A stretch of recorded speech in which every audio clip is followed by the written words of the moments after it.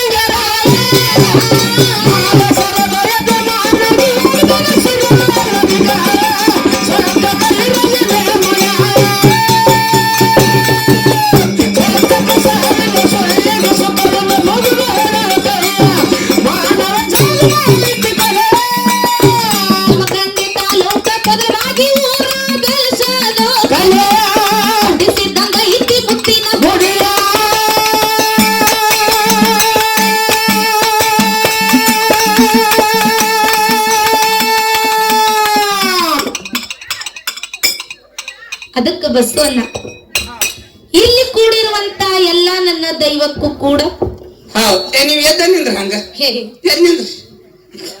ಇಲ್ಲಿ ಕೂಡಿರುವಂತ ಎಲ್ಲ ನನ್ನ ದೈವಕ್ಕೂ ಕೂಡ ಮುತ್ತೂರು ಸಂಘದ ಪರವಾಗಿ 2ನೇ ಸಂದಿನ ನಮಸ್ಕಾರಗಳನ್ನ ಸಲ್ಲಿಸುತ್ತಾ ಅದಕ್ಕೆ ಬಸವಣ್ಣ ಈಗಾಗ್ಲೇ ಎಲ್ಲಾ ನನ್ನ ತಾಯಿ ಬಳಗದವರು ನನ್ನ ತಂದೆ ಬಳಗದವರು ಬಹಳ ಚಂದ ಕೂಡಿರಿ.